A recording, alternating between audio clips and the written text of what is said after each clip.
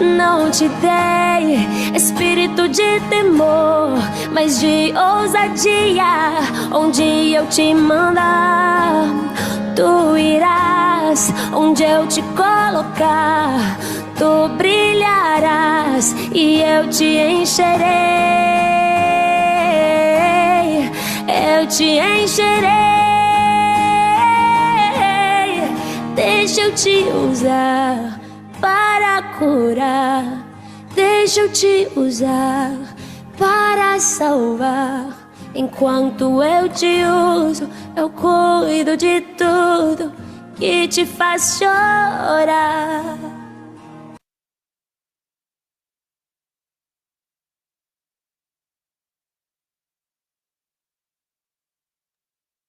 Bom dia, povo de Deus. Bom dia, família. Sejam todos bem-vindos ao último dia dessa jornada que tivemos essa semana. Um tema difícil, um tema delicado para se tratar, mas que é aquilo que a gente, não é aquilo que a gente quer ouvir, mas é aquilo que a gente precisa ouvir. Então, desde já agradeço por vocês ter estado conosco durante essa semana. Deus abençoe grandemente sua vida e seja muito bem-vindo. Já vai chegando, ó, deixando aquele like para que outras vidas também sejam abençoadas. Eu convido você agora, falar em bênção, convido você agora a orar comigo, agradecer a Deus por mais esse despertar. Senhor Deus e Pai, aqui estamos porque cremos no Teu poder, na Tua graça e porque a Tua misericórdia se renovou em nossas vidas. Obrigado, Pai. Obrigado pelo milagre da vida.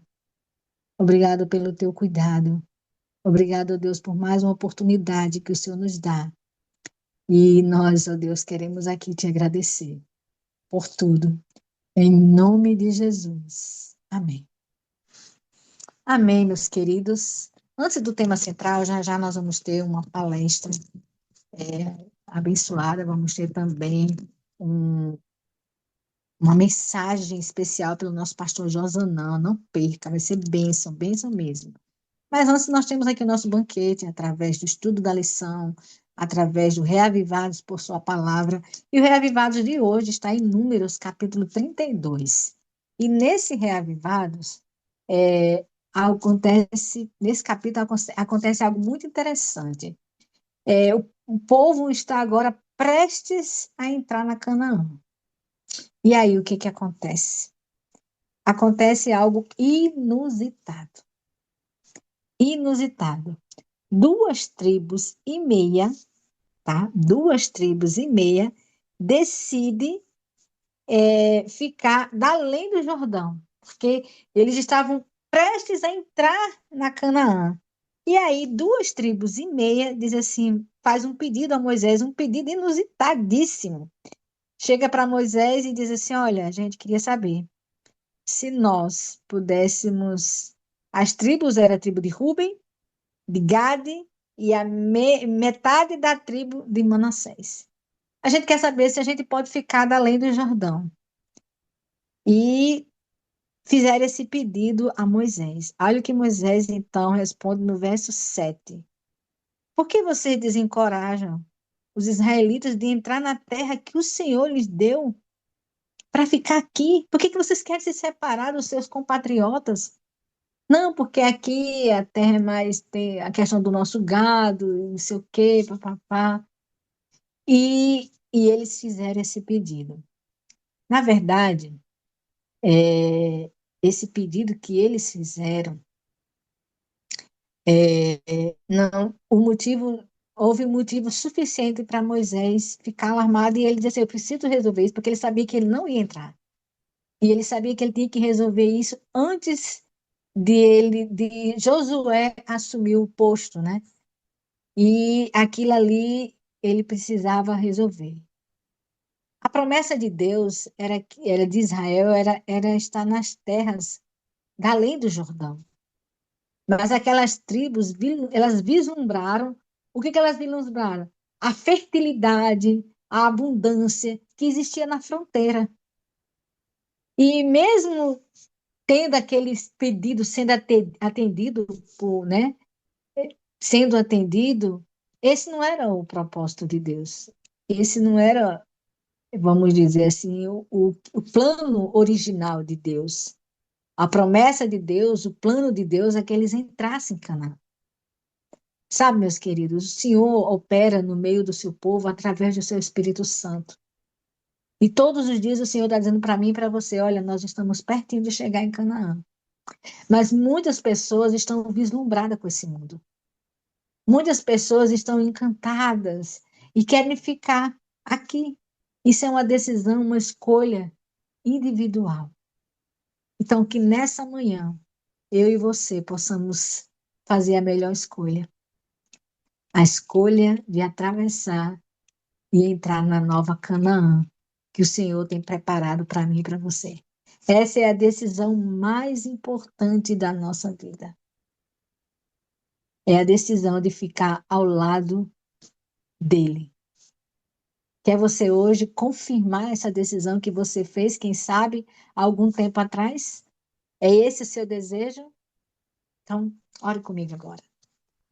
Pai, em nome de Jesus, nós queremos te agradecer pelo privilégio que o Senhor nos dá de ouvirmos, ó Deus, a tua palavra e sabermos que o Senhor tem um convite de graça para cada um de nós.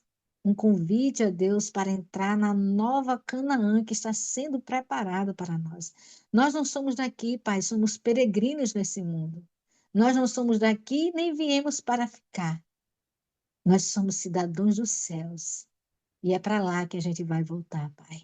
Nós te agradecemos em nome de Jesus. Amém. Amém. Que Deus abençoe a todos em nome de Jesus. Amém. Amém. Então, depois dessa mensagem, né, agradecendo a você que está aqui conectado conosco, você que está aqui todos os dias, gente, já vai chegando, ó, deixa seu joinha, viu? Que é muito importante para que outras pessoas sejam alcançadas e abençoadas, tá bom? Agora a gente vai para o nosso, como diz Margarete, nosso segundo banquete, né? A gente teve o primeiro banquete, agora o segundo banquete, que é a recapitulação da lição de sexta-feira, tá? Da lição dessa semana. Então, hoje nós estamos recapitulando. Então, agora convido o nosso mais novo integrante aqui da família, né? Que está aqui trazendo essa mensagem para nós. Bom dia, meu irmão Ricardo, que Deus te use, servo de Deus. Amém, amém. Um bom dia a todos. Deus seja louvado, né, pela nossa presença. E sexta-feira é dia de recapitulação. Sendo assim, vamos recapitular. Durante essa semana, estudamos dois temas associados ao capítulo 32 do livro de Êxodo. Estudamos o tema da apostasia, estudamos a apostasia do povo de Deus e estudamos também o tema da intercessão. É interessante a forma que esses temas eles ocuparam os dias. Se vocês repararam bem, do domingo até a quarta-feira, a gente só estudou sobre a apostasia. E na quinta-feira, a gente estudou sobre intercessão. Aí fica até aquele sentimento, mas por que não fazer meio a meio, né? Para não ficar só falando ali de apostasia, apostasia. Mas, amados, a gente precisa olhar para a apostasia como um problema que precisa ser bem compreendido para que ele assim seja tratado. Ou seja, o autor ele deu uma ênfase grande na questão da apostasia, porque é um problema recorrente, é um problema que, como povo de Deus, enfrentamos em alguns momentos, né? É um problema moderno que precisa ser bem compreendido para daí ser tratado. E parte desse tratamento, né, ele exige o que foi mencionado durante a semana, né, as reformas, né, pessoais e a intercessão. Então, por isso que a gente ficou ali, né, de domingo até quarta-feira só falando de apostasia, né, buscando aplicar para as nossas vidas, tentando aprender ali com o exemplo do povo, e somente na quinta-feira a gente falou de intercessão. é justamente por conta disso. Sendo assim, devido ao nosso tempo, o tempo corrido, né? Então, eu vou focar nos principais pontos, né? Focar naquilo que a gente não pode esquecer e naquilo que a gente tem que aplicar para as nossas vidas com o estudo da semana. Então, a primeira coisa que precisamos ter em mente é que a apostasia do povo de Deus, ela aconteceu em um contexto de graça, em um contexto de renovação, de confirmação da aliança, em um contexto onde não dá margem para nenhuma desculpa, né, de fraqueza, né, ou qualquer justificativa para uma queda. Sim, porque quando o povo apostatou com o bezerro de ouro, é importante a gente se situar. Onde é que o povo estava? O povo estava no Monte Sinai, né? Tinha o sobrenatural, a teofania, a manifestação de Deus no monte, né? Tinha ali uma liderança que já havia sido constituída antes, né? Então aquela desculpa, né, que foi por falta de liderança, porque Moisés saiu, ela não cola, porque existia já os chefes de 10, os chefes de 100 e os chefes de 1000, eles foram constituídos, né? E havia também ali Arão, né? Que havia sido constituído boca de Deus, profeta. Então havia liderança, né? Então a desculpa da ausência de liderança não cola. Além disso, não havia fome, não havia sede. Então essa desculpa das circunstâncias também não cola. Então, até o autor, na parte de sábado, ele vai mencionar que não há justificativa. E de fato não há. Na verdade, pecado é algo que a gente precisa de justificador e não de justificativa. Não existe justificativa para pecado. Então, eu acredito que essa é a primeira lição. Não existe justificativa para pecado. Mas o que existe é um justificador, que é fiel e justo para perdoar pecados, a saber, Jesus Cristo, né? O nosso sumo sacerdote, o nosso intercessor. Outra coisa que devemos ter em mente também é que essa apostasia, ela poderia ter sido evitada. O Espírito de Profecia, eu mencionei isso durante a semana, o Espírito de Profecia é muito claro. Essa apostasia, ela só se tornou uma realidade, ela só teve essas dimensões, porque a liderança constituída foi fraca. E quando a liderança, ela é fraca, né? Os liderados, né? Muitas vezes eles é, se desenvolvem na prática do pecado, né? Ou seja, uma liderança forte, ela consegue refrear o pecado do povo. E, lamentavelmente, a serva do Senhor deixa bem assim claro que Arão, né? E o lamento é justamente por isso. Arão, ele não foi firme, ele cedeu, né? E mais do que isso, Arão não só cedeu, como também quando ele foi ali repreendido por Moisés, ele ainda quis dar uma, vamos dizer assim, né? Uma interpretação um pouco mística ali para o que aconteceu, né? Ele chega a dizer assim: olha, eu joguei no fogo, né, as argolas que eles me deram e surgiu, né? Surgiu ali um bezerro. E a gente sabe que o bezerro foi obra das mãos de Arão, reflexo do Egito que lamentavelmente ainda existia nele. Sim, porque, né, as obras das nossas mãos, elas refletem em grande parte o nosso coração. E aqui vem, né, duas lições importantes. A primeira é que forte, uma liderança forte, ela consegue desviar a apostasia do povo. E vem também essa lição de que as obras das nossas mãos, elas refletem o nosso coração. Se a obra da minha mão é um ídolo, então, lamentavelmente, é porque o meu coração ainda está na idolatria. Aí eu preciso de Deus para vencer isso aí.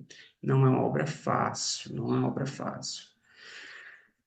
E avançando, a gente viu também que Moisés, né, ele precisou descer, né? Infelizmente a liderança, né, foi fraca ali, e Moisés tinha que fortalecer a liderança e repreender o povo.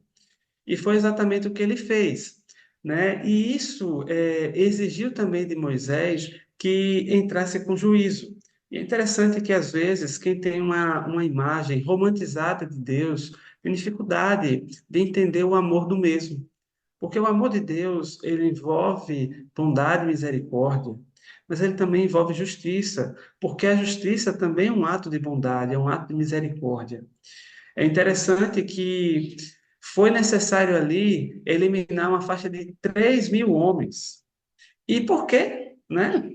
É, por que que Deus não perdoou, não deu mais tempo, ou algo desse tipo? Por que que Moisés ali aparentemente é sanguinário ali, vingativo, ou algo desse tipo? Amados, a grande questão é que os homens que foram eliminados é exatamente aqueles que estavam ali, né, obstinados na prática do pecado. Eles estavam pecando contra o Espírito Santo e eles eram uma ameaça para a paz, uma ameaça para a restauração da aliança. Então, é nesse sentido, a serva do Senhor em Patriarcas e Profetas, né, na parte de sexta-feira aí, ela vai mencionar que era necessário que acontecesse, né, aquele juízo, a morte daqueles homens, para que houvesse paz, para que houvesse expiação em Israel. Meus amados, muitas vezes, né, Deus ele precisa entrar com juízo, né, e esse juízo mesmo de execução, às vezes até de morte, para preservar os demais, né? Às vezes ele precisa tirar ali, quem sabe, um indivíduo que enquanto ele estiver vivo, ele é uma ameaça à fé dos demais, ele é uma ameaça, né, à vida dos demais. E foi nesse sentido aí, né, onde ocorreu ali aquela matança, né, que de fato foi uma matança, mas algo que era necessário, não era a vontade de Deus. A vontade de Deus é que haja conversão, a alegria de Deus é na salvação, é no arrependimento, não é na morte do pecador. Mas às vezes se faz necessário entrar com juízo. E ali o instrumento de juízo foi Moisés, né, e os levitas. E é interessante porque a serva do Senhor, ela nos diz que houve um remanescente que foi fiel, e esse remanescente se revela ali no texto bíblico, que é os levitas, eles foram fiéis ali, obviamente que não todos, né, começar por Arão, que era levita, e lamentavelmente, né, não fez o papel, né, de um bom levita, mas houve um remanescente. É interessante também que a serva do Senhor, ela menciona que a rebelião ela começa, né, com aquele misto de pessoas que saíram do Egito, ou seja, os recém-convertidos, né, que não eram todos egípcios, tinham pessoas de outras nacionalidades, mas que moravam ali no Egito, e com o advento ali das pragas, né, com a manifestação da soberania de Deus, eles saíram junto com o povo, né? Saiu uma multidão ali junto com o povo. Lamentavelmente, esses novos conversos, eles, né, eram fracos na fé. E sempre que havia momentos de escassez, de provação, né, eles eram os primeiros a murmurar, segundo o Espírito de Profecia, e eram, entre aspas, os pivôs ali da rebelião. E aí entra aqui um detalhe importante, né? Uma aplicação importante, uma lição importante. Quem não influencia é influenciado. Os mais velhos na fé, e aqui eu falo, né, em tempo de fé e de qualidade de fé. Então, esses que têm mais tempo e mais qualidade de fé, os fortes na fé, usando uma linguagem paulina aí, né? Paulo fala dos fortes na fé, né? É interessante que esses, eles têm a responsabilidade de influenciar. Mas quanto à liderança, né, que se espera que sejam os fortes da fé, eles não influenciam, qual é o resultado? Eles são influenciados. E aí, a gente vê todo o desdobramento, né? Porque muitas vezes a gente foca muito, principalmente quem está bebendo, né, dessas fontes aí humanistas, né, e dessa teologia liberal, né, progressiva, né, que trabalha muito o mito da graça barata e por aí vai. Quem bebe dessas fontes, muitas vezes acha, né, o Antigo Testamento pesado, algo assim que não revela graça, não revela misericórdia, quando na verdade é o contrário. O testamento que mais fala de amor não é o Novo, é o Antigo Testamento, né? É o que mais fala de amor, seja através dos símbolos, seja através das histórias, seja através até da palavra, né? Amor, por exemplo, o livro de Deuteronômio é um dos livros que mais menciona-se a palavra amor, né? Então, é interessante isso, porque quem bebe dessas fontes, né, vai olhar apenas, como eu disse, a questão do juízo, mas esquece que tudo começou, né? Tudo começou ali de pessoas que estavam fracas na fé, né, que tinham saído do Egito, que o Egito estava ainda presente nelas e que precisavam ali ser repreendidas pela liderança. A liderança não repreende e o resultado é 3.000 mortos. Que coisa triste, né? E aí a gente avança para a intercessão de Moisés, porque frente a tudo isso, Moisés agora ele assume ali, né, o papel semelhante a Cristo de interceder. E como eu mencionei na quinta-feira, a gente tem no capítulo 32 ali dois momentos de intercessão, né? A lição da quinta, por exemplo, vai destacar o segundo momento, mas foram dois. O primeiro momento que pega ali, né? Os versículos 11 diante, do capítulo 32, é interessante porque o primeiro momento de intercessão, Moisés vai interceder pela vida. E para interceder pela vida do povo, né, lembre-se que Deus queria destruir o povo e fazer de Moisés uma grande nação. E aí Moisés vai interceder em favor da vida do povo nesse primeiro momento, e ele intercede usando o caráter de Deus. E aqui fica uma outra lição. Nós precisamos interceder, sempre tomando como base o caráter de Deus, porque o caráter de Deus é amor, é bondade, é misericórdia e é justiça. Então você precisa interceder colocando Deus contra a parede nesse sentido, né? Reivindicando as promessas. Se Deus prometeu, a promessa é bíblica e está bem interpretada, você pode reivindicar. Você deve reivindicar. E mais para reivindicar as promessas, eu preciso conhecê-las. Daí a importância de intimidade com a palavra de Deus para reivindicar as promessas. Por exemplo, há 2 anos atrás aí, meu pai passou por um momento difícil, né? Quase morreu. Meu pai completou esse ano, né? 80 anos. Eu estive lá recentemente, semana passada, para ser mais específico, e é interessante que meu pai é uma pessoa que é, não aceitou ainda o evangelho, né? É resistente, enfim, vários complexos, vários problemas, e no momento ali da doença, eu orei, intercedi por ele, e eu me recordo de ter reivindicado uma promessa, né? A promessa ali de Êxodo capítulo 20, né, o quinto mandamento, onde diz que aquele que honra pai e mãe, né, vai ter os seus dias prolongados, é um mandamento com promessa. E foi assim, a virtude que me veio à mente de meu pai, que eu digo, eu tenho que explorar essa virtude. E há uma promessa associada a essa virtude. Então, eu fiz a oração em prol daquilo ali. Eu digo, ó, ele está quebrando a aliança. Eu apresentei, né, todos os problemas dele, né? Tanto os problemas espirituais, enfim, eu coloquei tudo na pauta, mas reivindiquei essa promessa, porque ele foi um filho que honrou, né, os seus pais na velhice, ou seja, cuidou dos seus pais na velhice, né? Era aquele filho que eu ainda vi, né, esse cuidado dele com minha avó. Então eu reivindiquei.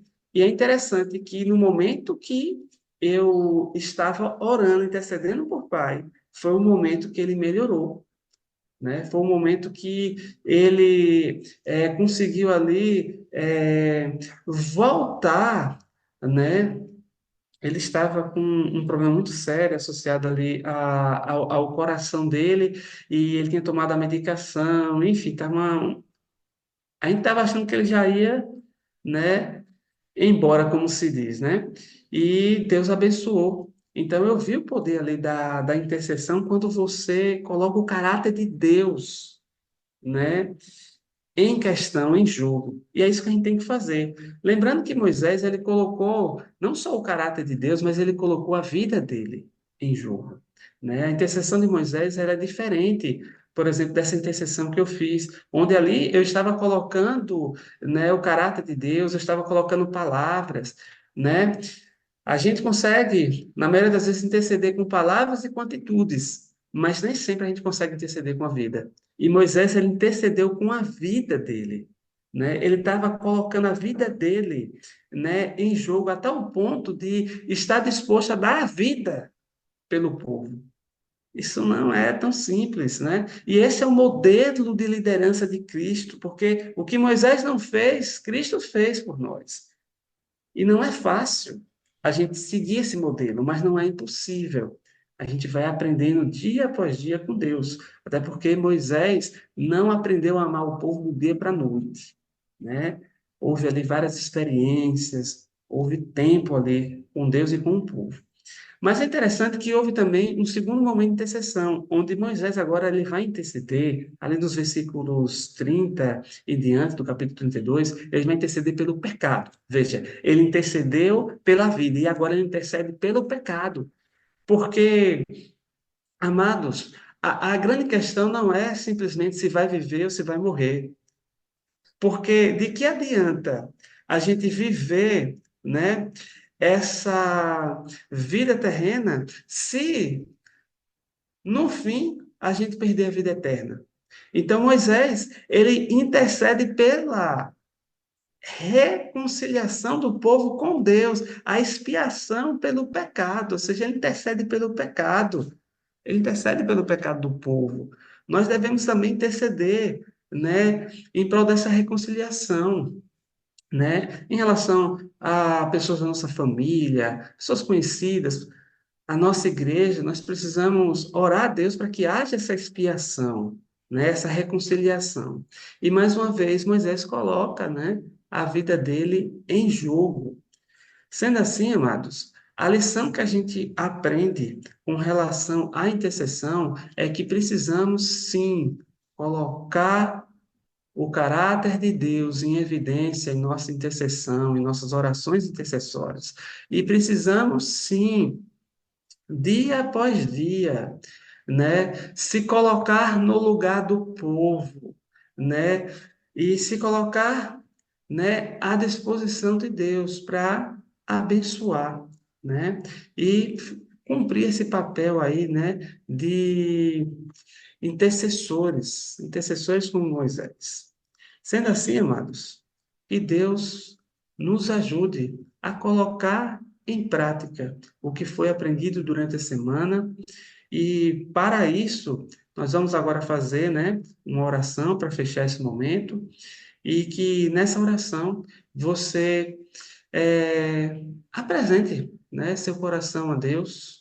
Eu posso estar falando para alguém que está vivendo, né, quem sabe, um momento aí, até de apostasia, quem sabe.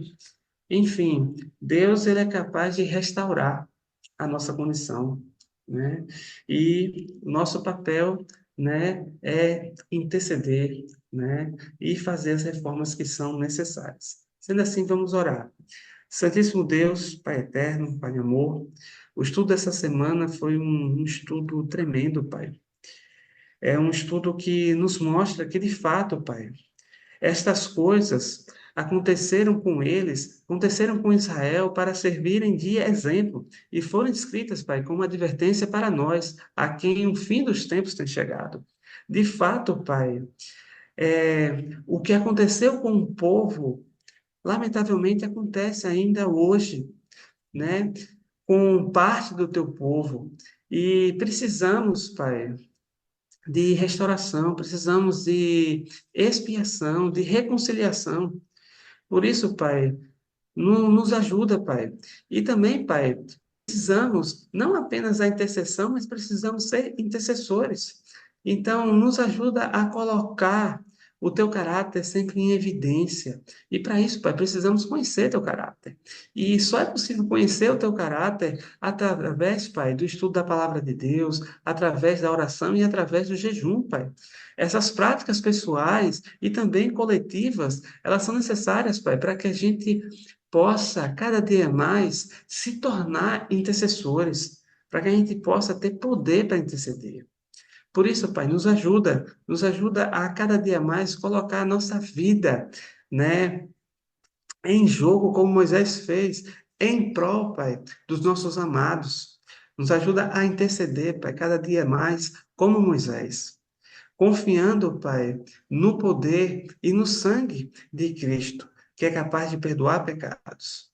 Por isso, Pai, nos ajuda e que esse estudo, ele não seja, Pai, mais um estudo, mas que fique, Pai, reformas, fique mensagens em nossos corações. É o que te pedimos, Pai, em nome de Jesus. Amém. Amém, amém. Obrigada, meu irmão Ricardo, por esse recapitulação, viu? Nossa, como a gente aprende. Por isso que dizem, irmão Nato está cansado de dizer aqui, está cansado não, ele sempre diz aqui que o estudo da lição da Escola Sabatina é um mini curso de teologia, né? Porque o quanto a gente aprende é impressionante, porque, irmão, veja bem, como Arão foi fraco nessa liderança, e isso eu fiquei assim impressionado, porque ele não era o irmão mais velho, quem devia ser o líder realmente era ele, né? Então Deus já partiu daí, já conhecendo ali o caráter dele, e Deus ainda deu essa chance dele ser ali, vamos dizer assim, aquela voz ali de Moisés, o porta-voz de Moisés, para ver se ele despertava para isso, né? É muito interessante isso. Amei, viu? Muito obrigada, que Deus continue abençoando e até a próxima, se Deus Amém. assim permitir, tá bom? Até a próxima semana, se Deus quiser, tá certo? Amém, amém. Tamo junto. Amém, amém. Obrigada, Amém. minha irmã. Tá aqui o Amém. piscinês para me ajudar. Deus abençoe. Nesse momento, nós vamos continuar a nossa, nesse tema tão importante que nós estamos desenvolvendo durante essa semana, que é o Setembro Amarelo. Então, nesse momento, eu peço que vocês fiquem atentos para a palestra que ela vai trazer hoje para nós, que é a nossa querida psicóloga Gabriela Cunha. Então, fiquem atentos, que a mensagem é importantíssima. O tema o tema que foi escrito por aquele jovem em 1994 foi: se precisar, peça ajuda. Então, todas as pessoas que sofrem durante essa fase, né, elas precisam de ajuda. Então, como ser essa ajuda? É isso que ela vai falar conosco hoje. Que Deus abençoe e que você fique atento para isso que nós vamos estudar agora. Deus abençoe. Então, obrigada, Cari. Bom dia, gente. Setembro Amarelo finalizando, né? E aí, de forma tão pertinente, Clarinha me pediu para falar sobre rede de apoio, porque começa o mês de setembro, a gente começa a falar sobre a temática da saúde mental, da prevenção ao suicídio, da valorização da vida, mas isso precisa continuar ao longo do ano. E uma importante ferramenta é a rede de apoio. E hoje eu vou trazer algumas informações sobre isso, sobre como ser rede de apoio e sobre também como acionar a rede de apoio. Então, para a gente começar, eu fiz uma estrutura aqui e estou marcando o tempo, tá, Clarei? Para a gente começar, eu quero explicar o que é uma rede de apoio. A ideia de rede de apoio, na verdade, ela é uma ideia que normalmente se é utilizada no contexto do consultório psicológico, quando alguém se encontra especialmente, quando alguém se encontra em intenso sofrimento mental, intenso sofrimento emocional. E aí, normalmente, o profissional, né, da psicologia que acompanha essa pessoa, fala de uma rede de apoio, de acionar uma rede de apoio, de formar uma rede de apoio. Então, normalmente, especialmente quando é o caso dessa pessoa mencionar a ideação suicida, pensamentos de morte, o profissional normalmente convida alguém da família, alguém da confiança dessa pessoa, com a autorização dessa pessoa, explica a situação, e isso é um ponto de partida para acionar uma rede de apoio. Explica a situação, orienta, né, fala de outras pessoas que podem ajudar, estabelece estratégias para ajudar também no acompanhamento e na proteção dessa pessoa, no seu contexto de casa, de amizade, de família, enfim. Mas isso não precisa ser uma coisa que é apenas acionada e construída por um psicólogo, por uma psicóloga. Todos nós podemos formar uma rede de apoio. E principalmente pelo fato de estarmos no contexto de uma comunidade cristã, de uma família cristã. Então, rede de apoio é digamos, é um mecanismo, né? De fato, pensa numa rede assim, de proteção, sabe? É uma rede de proteção onde fazem parte pessoas e também instituições. E aí entra igreja, escola, posto de saúde e tudo mais que a pessoa tiver acesso como fonte de algum tipo de suporte. Então, a rede de apoio ela pode surgir nesse contexto de um acompanhamento psicológico, mas ela não está restrita a isso. Então, todos nós podemos fazer parte da rede de apoio de alguém. Então, amigos, familiares, colegas de trabalho, vizinhança, instituições fazem parte da rede de apoio. Aí você pode pensar assim, Gabriela, então eu sou responsável, eu faço parte de uma rede de apoio porque eu estou na igreja, aí eu sou responsável por dar conta da vida, dos problemas das outras pessoas, de resolver? Não, não é isso. É aí que tá a grande questão, a chave da rede de apoio. Cada um age conforme pode agir, cada um ajuda no que pode ajudar. E aí o resgate que eu disse segunda-feira. Quando eu falo de rede de apoio, por exemplo, para alguém que precisa ir ao psicólogo ou ao psiquiatra, eu sempre falo, alguém dá o dinheiro da passagem, outra pessoa procura um profissional, liga para saber quanto é para agendar a consulta, outra pessoa ajuda no pagamento, se é isso que ela pode fazer, outra pessoa que tem mais tempo disponível oferece ajuda para acompanhar, para ir junto, e assim vai. Mas não se restringe a isso. E aí, como eu disse, a rede de apoio ela se estabelece através de várias pessoas, em vários contextos. E todos nós, especialmente por fazermos parte de uma comunidade cristã, de uma igreja, nós precisamos estar cientes que nós podemos e devemos ser a rede de apoio uns dos outros. E como eu falei que a rede de apoio ela surge no contexto, normalmente ela surge num contexto de um consultório, ela é acionada, né? As pessoas tomam ciência que fazem parte oficialmente da rede de apoio de alguém, no contexto de alguém que está em intenso sofrimento psicológico e precisa de apoio mais constante. Mas eu falei que não se restringe a isso, então qualquer pessoa pode formar uma rede de apoio? Sim, se essa pessoa tiver disponibilidade, se essa pessoa puder ajudar de alguma forma, pode formar e acionar uma rede de apoio. Como assim, então? Você que toma conhecimento de alguém, dando exemplo, sei lá, alguém que está acamado, que está doente, né, e vai lá fazer uma visita e percebe a situação dessa pessoa. Percebe que, por exemplo, essa pessoa precisa de ajuda com os alimentos em casa. percebe que essa pessoa precisa também de outra pessoa para ajudar ali nos seus cuidados rotineiros, porque alguém da família é a única pessoa responsável pelo cuidado e essa pessoa está sobrecarregada. Percebe que essa pessoa não pode participar da Santa Ceia. Enfim, percebe algumas necessidades ali.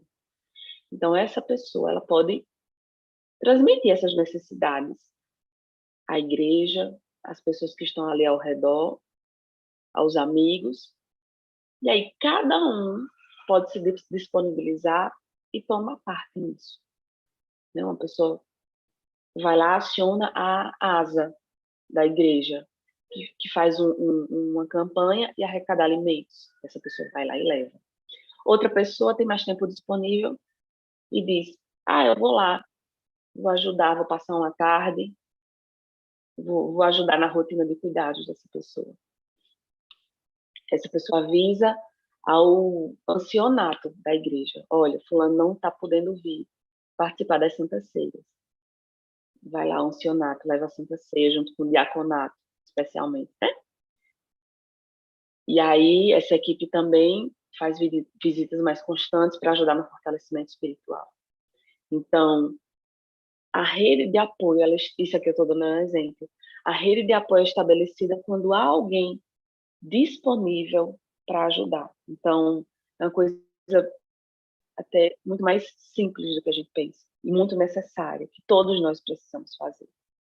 E aí, quais são o que é extremamente necessário que a rede de apoio tenha, que capacidades, que habilidades quem faz parte de uma rede de apoio precisa ter.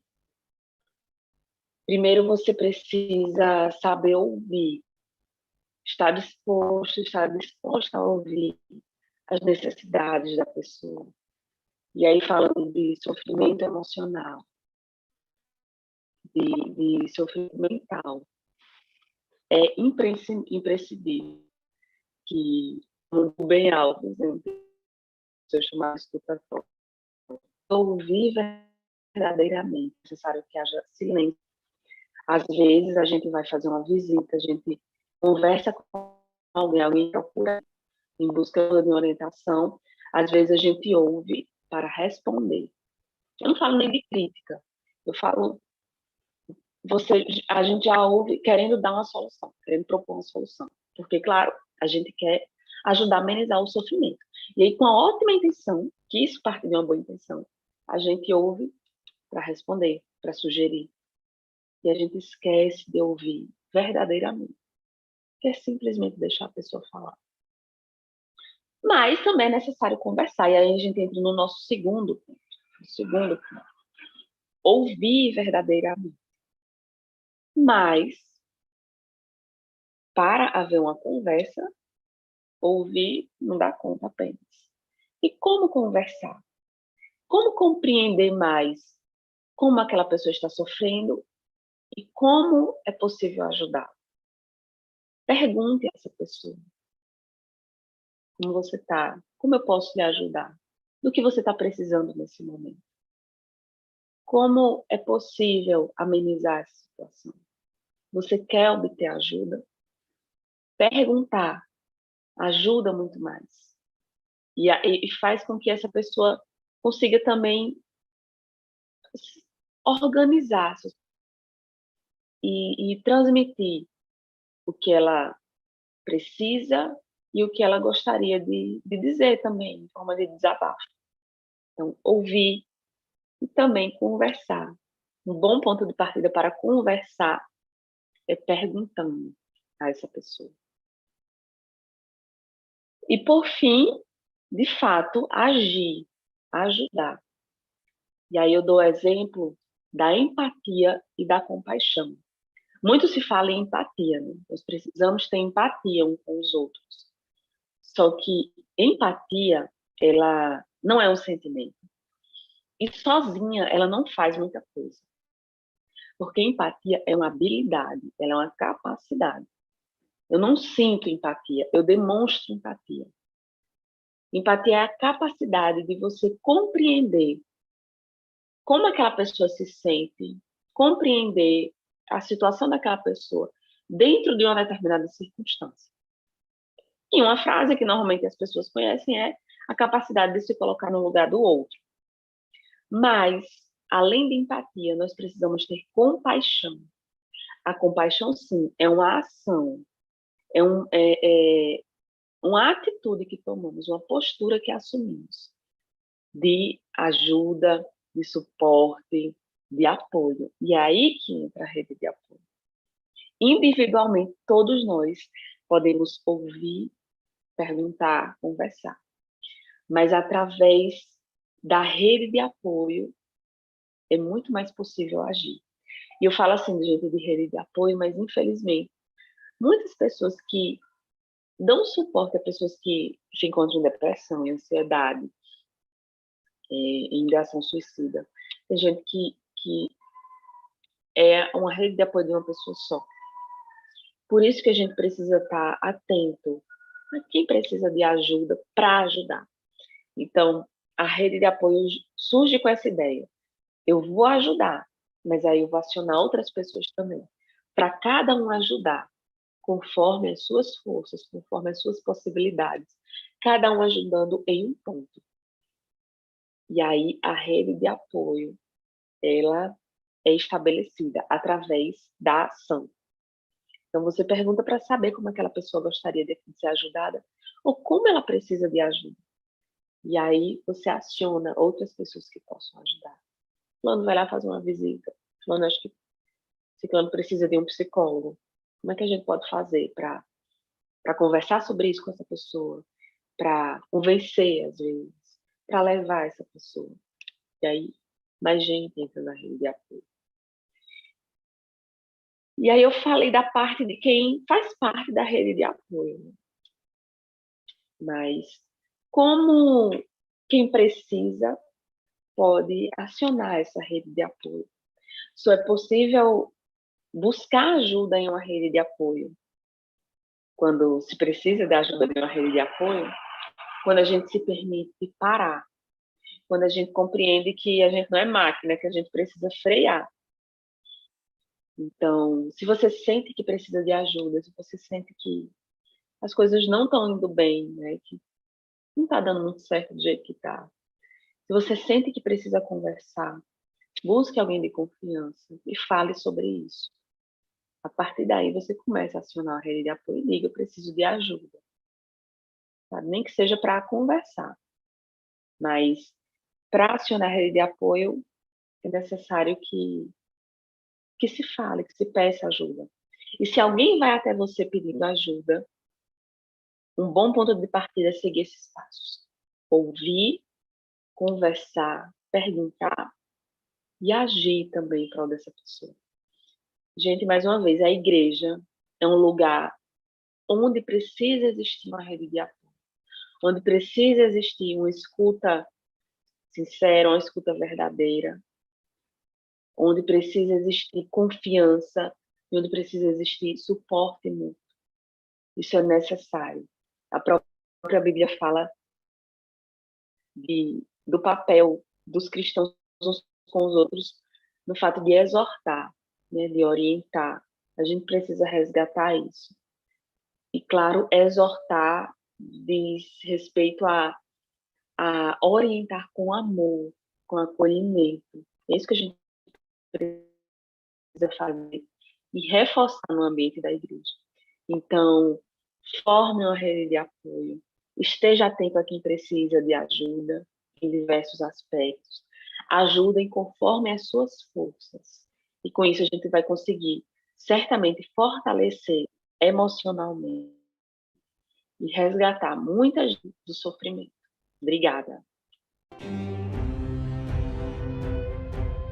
Nesse momento, onde alguns pedidos foram feitos alguns pedidos de oração, nesse momento nós vamos interceder. Para isso, nesse momento eu convido a nossa querida irmã Raimunda, que vai orar conosco. Grandioso Deus, eterno Pai, louvado, exaltado, glorificado seja sempre o teu santo e poderoso nome, meu Senhor. Pai amado, toda a honra, Senhor, e toda a glória seja dada a ti, pois tu és digno, Senhor, de honra, glória e Deus. Aqui estamos, meu Senhor amado, neste momento, de joelho prostrado ao pó da terra, tão somente para te agradecer, ó Pai, por esta noite maravilhosa que o Senhor nos deu, pelo fôlego de vida e pela presença do Espírito Santo aqui pertinho de nós, ó Deus poderoso e eterno, Pai de divina graça, poder e bondade. Aqui, meu Pai, neste momento, Senhor, eu quero humildemente, Pai poderoso, clamar e suplicar ao Senhor pelo perdão dos meus e dos nossos pecados, Senhor. E te apresentar, ó Pai amado, aquilo que aqui foram feitos, meu Senhor. Eu creio, meu Deus, pelos meus olhos da fé, que o Espírito Santo do Senhor, que intercede por nós, está aqui neste momento, com todos esses nomes que colocados de oração. E o Senhor sabe, o Senhor conhece a necessidade de cada um. Em nome do nosso Senhor Salvador Jesus Cristo, nós te pedimos para que o Senhor atenda a nossa súplica, meu Pai, neste momento. Nós suplicamos o Senhor, meu Deus, porque nós sabemos que o Senhor é bom e a sua misericórdia dura para sempre. Ó Paizinho querido, em nome de Jesus, o Senhor sabe, Pai, que cada filho seu neste momento necessita. Por isso, meu Deus poderoso, conceda a cada um de nós as bênçãos desse dia e assim, meu Deus, tudo aquilo que está em nossos corações transforma nossa mente, nossa maneira de ser, de pensar e de agir. E que cada um de nós, Pai, que aqui se faz presente, tenha a certeza, Pai, que o Senhor já ouviu e irá, em nome de Jesus, responder conforme o teu querer e a tua vontade. Porque nós sabemos que a tua vontade é santa, boa e agradável. Ó Deus poderoso, mais uma vez, Senhor, eu te agradeço de todo o meu coração pelas respostas, meu Pai amado, pelas respostas de nossas orações que o Senhor tem respondido. O Senhor teve eu tive a alegria, meu Pai amado, de hoje ser uma senhora aposentada. Estou me sentindo um pouco cansada, com dor, por isso aqui acolá, mas feliz, porque eu sei que em Cristo certo que o Senhor é poderoso para nos guardar para aquele grande dia quando o Senhor voltar nas nuvens do céu. Aceita nossa adoração a Ti, aceita também os nossos pedidos. Está neste momento, Senhor, graça, como aroma suave. Nos batiza com o teu Santo Espírito, nos dê a paz. Pai, também ainda te peço de uma maneira toda especial, para que todas as pessoas que neste momento estão ouvindo e aquelas que ainda vai ouvir, papai, o Senhor, meu Deus, com tua mão poderosa, tome teus braços te amam e cura aqueles que precisam de cura física, espiritual, emocional. Apresentamos a Ti, ó Pai, os nossos irmãozinhos que estavam presentes ali, junto, que hoje se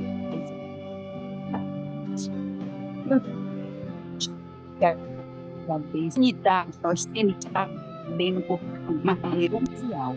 Eu entrego em tuas mãos todos os pedidos que aqui foram feitos e aqueles que ficaram guardados em cada coração. Nos batiza com o Espírito em nome de Jesus. Nós te pedimos hoje e sempre. Amém, meu Senhor. Amém, meu Amém, louvado seja Deus. Obrigada, minha irmã Raimunda, por esse momento de oração, minha amada. Agora vamos ficar e vamos nos alimentar da poderosa palavra de Deus. Amém. Eu queria começar com oração. Vamos orar? Querido eterno Deus, muito obrigado por mais um dia, pela oportunidade de estudarmos a Tua Palavra, que de maneira clara e poderosa o Senhor fale ao nosso coração sobre esse tema tão importante, tão necessário e tão urgente. É o que te pedimos por Jesus. Amém. Eu estava acompanhando, como disse, a palestra da psicóloga e Deus seja louvado por isso, que possamos realmente fazer parte dessa rede de apoio, todos nós, como ela falou, foi muito esclarecedor. Não precisa ter formação em psicologia, não precisa ter formação na área médica, só precisa se colocar disponível, porque às vezes a única coisa que as pessoas precisam é de alguém que esteja disponível para dar um abraço, para dar um elogio, para dividir a carga. Mas hoje eu queria falar com vocês sobre Deus nessa rede de apoio. Como Deus também pode fazer parte dessa nossa rede de apoio. Eu quero começar, vou compartilhar aqui a tela, eu quero começar indicando 3 livros para vocês. Esses livros eu já li os 3 e eu recomendo esse tema fortemente. O primeiro é o Mente, Caráter e Personalidade. O outro livro é Como Sair da Depressão, e o outro é Caminho a Cristo. Esses 3 livros, o Mente, Caráter e Personalidade, tem 2 volumes. Esses, no caso, 4 livros, são uma cura, e eu sei que vai ser uma bênção para você. Os 4 são da Casa Publicadora Brasileira.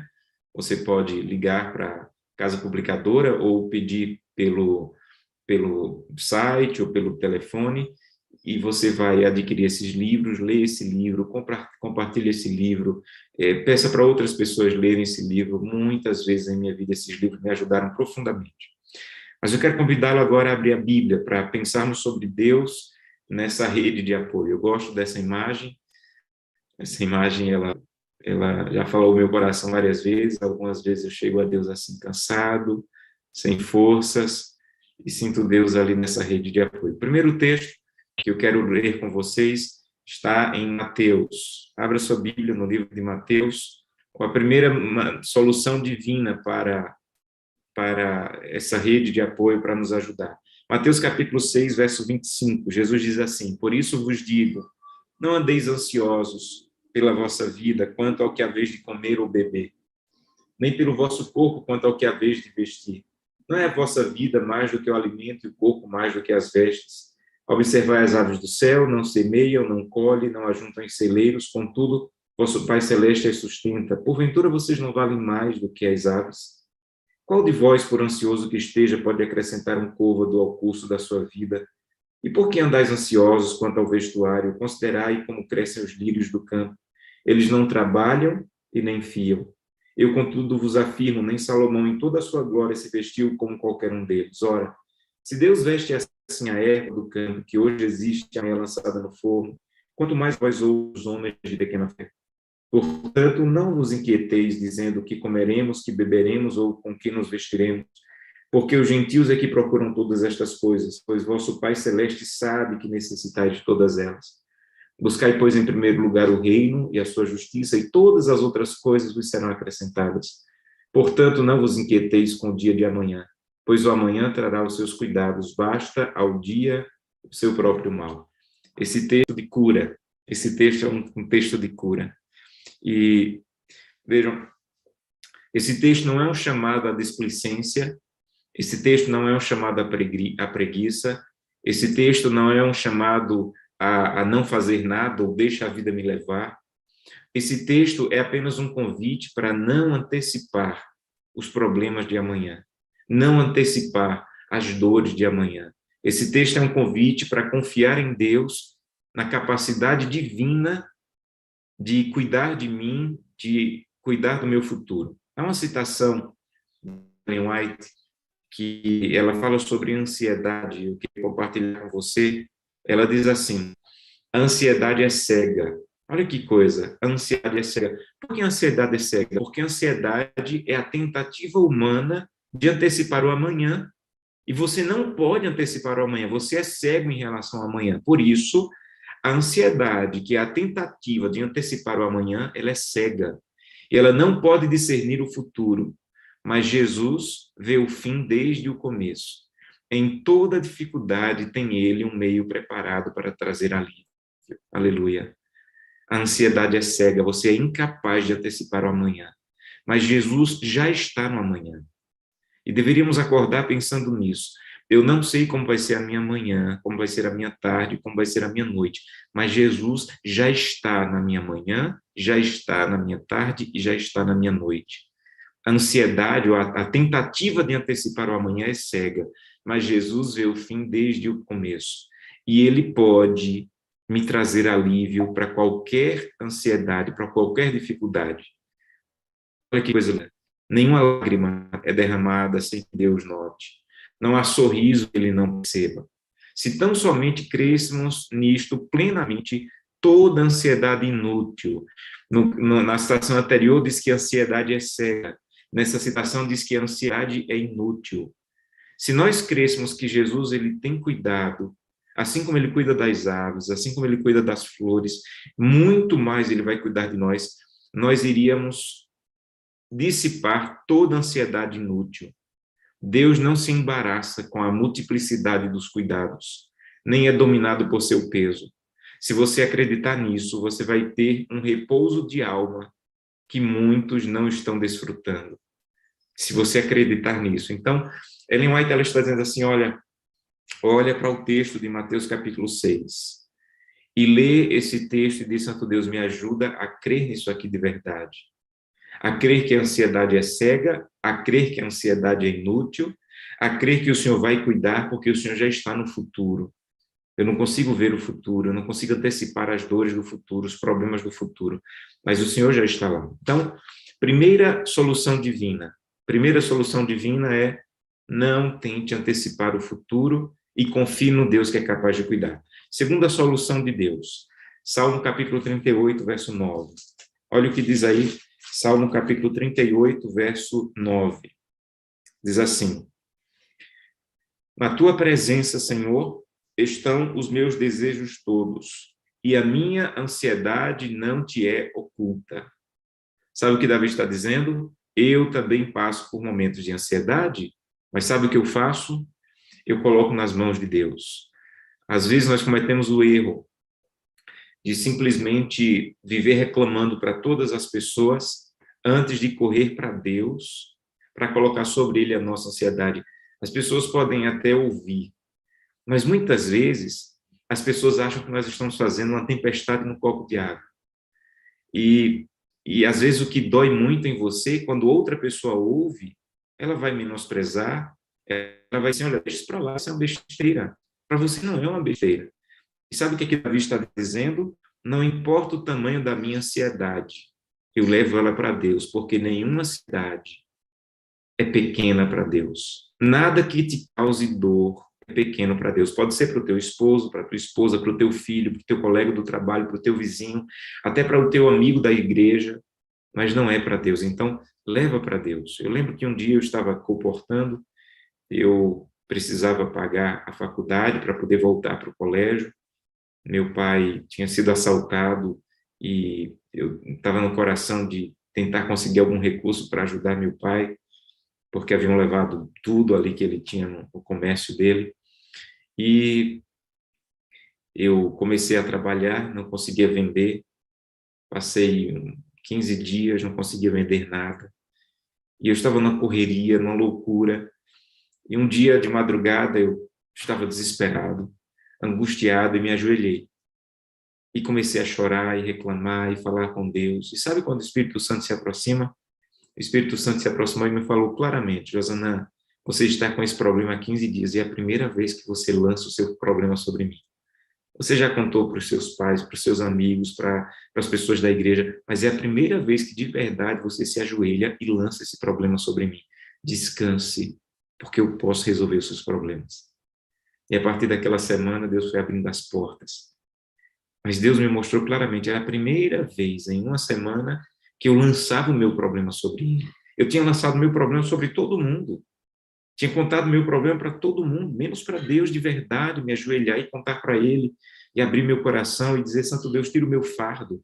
É isso que Davi está dizendo, a minha ansiedade não te é oculta. Antes de dizer para qualquer pessoa no meu reino, eu conto para o Senhor. Há uma outra citação que diz o seguinte, olha que coisa poderosa. Exponde continuamente ao Senhor vossas necessidades, alegrias, pesares, cuidados e temores. Você não vai conseguir sobrecarregar a Deus. Você não vai conseguir cansar a Deus. Seu coração amorável se comove ante as nossas tristezas e ante a nossa expressão das nossas tristezas. Então, quando você expressa as suas tristezas a Deus, o coração amorável de Deus se comove. E isso traz cura para as suas emoções. Expressar as nossas tristezas é uma maneira como que tirar o peso delas das nossas costas. E ela continua dizendo, leve tudo que te causa perplexidade a Deus. Nada do que de algum modo se relaciona com a sua paz é insignificante para que Deus não observe. Nada. Pode ser insignificante para qualquer pessoa, mas não é insignificante para Deus, porque nada do que de algum modo se relacione com a sua paz é insignificante para que Deus não observe. E as relações de Deus e cada pessoa é tão particular e íntima como se não existisse nenhuma outra alma por quem ele houvesse dado o seu bem-amado Filho. Olha que coisa fantástica. A relação entre Deus e cada pessoa é tão particular e íntima como se não existisse nenhuma outra pessoa por quem Deus houvesse dado o seu amado Filho. Então, hoje, o mundo está sofrendo. Mas quando você vai a Deus contar os seus problemas e necessidades, Ele ouve você. Ele para atender você. Ele para ouvir as tuas dores, os teus pesares, os teus problemas e o teu sofrimento. Então, para Deus hoje, existem milhares de pessoas. Quando você se ajoelha para contar para Deus, existe você e Deus. Ele vai te amparar, Ele vai te abraçar, Ele vai te cuidar. Uma outra solução divina, Isaías 58. Abra sua Bíblia, essa é uma cura, gente. Você quer cura? Esse texto, ele traz uma palavra de cura. Isaías 58, versos 10 e 11. Olha o que diz aí. Isaías 58, versos 10 e 11. Diz assim, Isaías 58, versos 10 e 11. Se abrires a tua alma ao faminto e fartares a alma aflita, então a tua luz nascerá nas trevas e a tua escuridão será como o meio-dia. O Senhor te guiará continuamente, fartará a tua alma, até em lugares áridos, e fortificará os teus ossos. Serás como um jardim regado, e como um manancial cujas águas jamais faltam. É muito comum quando a pessoa está numa depressão muito profunda, ela parece que está tudo escuro, parece que está tudo em trevas, parece que eu estou sozinho o tempo todo. Posso estar cercado de qualquer pessoa, mas parece que eu estou sozinho no escuro, em trevas. E o que esse texto diz é o seguinte, isso aqui é muito interessante. Eles assim, se você levar comida para alguém, a lógica é que você pense assim, se eu levar comida para alguém, essa pessoa vai se fartar. O texto está dizendo, não, se você levar comida para alguém, você vai se fartar. Se você levar luz para alguém, é a sua luz que vai brilhar. Em outras palavras, quando você ajuda outra pessoa, as tuas trevas, elas diminuem. Quando você ajuda outra pessoa, não é o que vai acontecer na vida da outra pessoa, é o que primeiro acontece na sua vida. Porque quando você farta alguém, é você que se farta. Quando você leva comida para alguém, é você que se farta. Quando você leva luz para alguém, é você que brilha. Muitas vezes nós estamos tão envolvidos no nosso problema, que achamos que o nosso problema é o maior do mundo. E quando nós ajudamos outra pessoa, parece que o nosso problema diminui, porque nós enxergamos que há outras pessoas com problemas maiores que os nossos. Então, a solução divina, a terceira solução divina é quando você ajuda outra pessoa, quando você se envolve com outra pessoa, a sua dor, as suas trevas, elas diminuem. Se envolva com a dor de outra pessoa, ajude outra pessoa, leve comida para alguém, cuide de outra pessoa. Eu lembro que quando eu comecei o meu ministério, eu era solteiro, e uma irmã disse assim, olha, pastor, não sei mais o que fazer com meu filho. Ele só vive no quarto, está trancado, já falou até em tirar a própria vida. Pastor, não sei mais o que fazer com ele. E eu disse assim, olha, o que seu filho faz? Não, não faz nada. Ele trabalha? Não. Ele está na escola? Não, pastor, só está no quarto. A senhora me permite levá-lo comigo? Pastor, por favor. E eu era solteiro, levei, e ele parecia que estava morto. Ele nem sentava direito, e aquela fraqueza. E eu disse, você vai passar uma semana lá comigo em casa. Quando cheguei, ele sentou no sofá e disse, não, senta não. Agora a gente vai lavar a casa. Quando terminamos de lavar a casa, agora vamos lavar o carro. Quando terminamos de lavar o carro, agora a gente vai fazer visitas. Passei a semana fazendo visitas com aquele menino. A semana, ia na casa de um doente, orava com um, levava Santa Ceia para outro. No final da semana ele disse, pastor, eu acho que eu já posso voltar para casa, eu estou melhor. E ele enxergou naquela semana que o problema dele era porque o problema era apenas dele. Naquela semana ele começou a enxergar o problema de outras pessoas, e talvez você precise enxergar o problema de outras pessoas. E a Bíblia diz que quando você leva comida para o faminto, é a sua fome que é saciada. Quando você leva luz para alguém, é você quem brilha. Uma outra citação de Ellen White muito bonita. Ellen White diz assim, isso, sobre esse tema. Olha que coisa bonita. Ela diz assim, palavras bondosas e compassivas e atos que se destinam a atender à necessidade dos outros serão uma bênção para o doador. Você vai sentir o prazer de fazer o bem. E isso vai comunicar aos sentimentos um ardor que eletriza os nervos e produz saúde física e mental. Gente, isso aqui que ela está falando, isso aqui é provado em artigos científicos. Quando você faz o bem, isso traz uma força aos seus nervos, isso reaviva, isso reanima. E ela não era cientista, ela não era médica, mas ela estava dizendo, o prazer de fazer o bem vai trazer força aos nervos, força nervosa, vai trazer força física, porque você vai sentir um prazer que vai trazer força aos sentimentos, eletrizar os nervos e trazer saúde física e mental. E talvez seja isso que esteja te faltando, o prazer de fazer o bem, o prazer de cuidar de outra pessoa, o prazer de ajudar outra pessoa. Uma outra solução divina, Lamentações 3:21.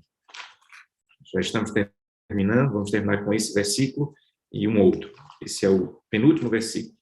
Lamentações, capítulo 3, verso 21. Olha que coisa linda diz esse texto aí.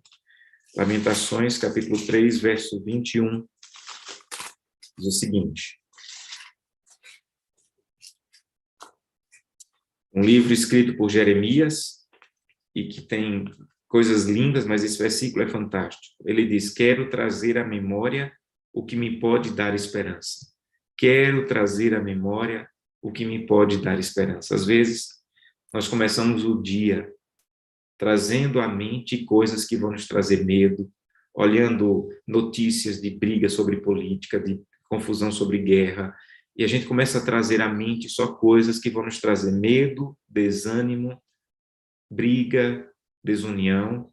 Ele está dizendo, eu quero trazer à minha mente coisas que vão me dar esperança. Então, se eu tiver que não olhar o grupo do WhatsApp, se eu tiver que sair do grupo do WhatsApp que só tem confusão sobre política, eu vou sair. Se eu tiver que cancelar tal página na internet que só traz morte, briga, eu vou sair. Eu tenho que começar o dia trazendo à minha mente coisas que me deem esperança. Eu tenho que começar o dia indo à palavra de Deus, estudando o Espírito de Profecia, falando com Deus. Porque se você já começa o dia olhando o Facebook, olhando grupos do WhatsApp, olhando brigas e confusões, você vai trazer à memória só coisas que vão te tirar a paz. Traga à memória coisas que te tragam esperança.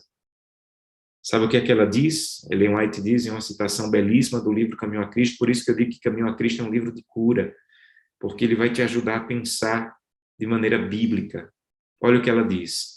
Recordemo-nos das misericórdias que Deus nos tem mostrado. Comece a trazer à tua mente as bondades de Deus. Comece a lembrar das lágrimas que Deus já enxugou. Deus já enxugou alguma vez na tua vida as lágrimas? Deus já suavizou as dores na tua vida em algum momento? Deus já aliviou a ansiedade em algum momento da tua vida?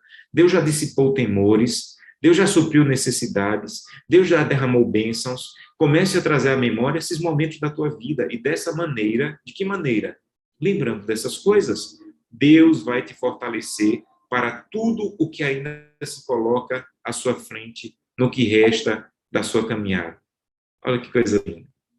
Eu tenho o costume eu tenho um caderno que eu vou escrevendo aqui nesse caderno as bênçãos de Deus, o cuidado de Deus. Eu vou escrevendo coisas grandes e pequenas. E quando eu estou desanimado, eu pego esse caderno e vou lembrando, olha o que Deus fez por mim o mês passado. Olha o que Deus fez por mim o ano passado. Será que um Deus que fez isso por mim vai me abandonar agora? O problema é que a nossa mente ela é muito curta para a bênção e muito longa para a desgraça. A nossa memória é muito curta para coisas boas e é muito longa para coisas ruins. Se uma pessoa te faz um bem, você esquece rapidinho. Mas se uma pessoa te magoa, você leva até para o caixão. Você leva até o final da vida. O que Lamentações está dizendo é, eu quero trazer à memória, não coisas que vão me trazer dor, eu quero trazer à memória coisas que vão me dar esperança. Eu quero trazer à memória os momentos que Deus já cuidou de mim, os momentos que Deus já me amparou, os momentos que Deus... E se você tiver dificuldade com isso, escreva. Faça isso hoje, pegue um caderno e comece a escrever desde a sua infância. Tua mãe te contou uma vez que você ia sendo atropelado e Deus não permitiu. Escreva lá no caderno, olha, quando eu tinha 8 anos, eu ia sofrendo um acidente, e era para eu ter morrido ali, eu passei por uma cirurgia, e vai escrevendo na minha adolescência, na minha juventude, coisas pequenas. Deus me ajudou a encontrar uma chave que eu tinha perdido, eu precisava encontrar, e eu não encontrava simplesmente, mas quando eu orei, parecia que a chave apareceu na minha frente. Escreva isso. E quando você estiver desanimado, pegue esse caderno e comece a ler. Comece a trazer à memória coisas que te tragam esperança. O último texto dessa manhã, Filipenses capítulo 4, verso 6.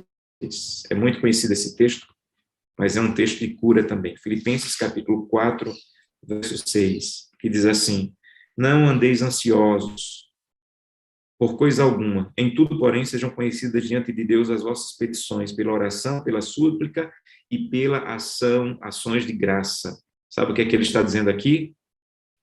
Ele está dizendo o seguinte. Você quer ser grato a Deus, você quer não andar ansioso, seja grato. Seja grato. Seja grato. Nunca esqueça disso, seja grato. Agradeça a Deus, tenha atitude de gratidão por coisas pequenas. Não espere para agradecer só quando Deus te der uma cura. Agradeça a Deus por coisas todos os dias, mesmo que te pareçam pequenas. Olha que citação linda do livro Mensagem aos Jovens. A misericórdia de Deus nos cerca a cada momento, e seria proveitoso considerar como e de onde provém as bênçãos de todo dia. Essa citação para mim é linda. As bênçãos de todo dia, porque todo dia tem bênção. Às vezes a gente só quer agradecer pela bênção da vida. Eu fui curado, essa é a bênção da vida. Não.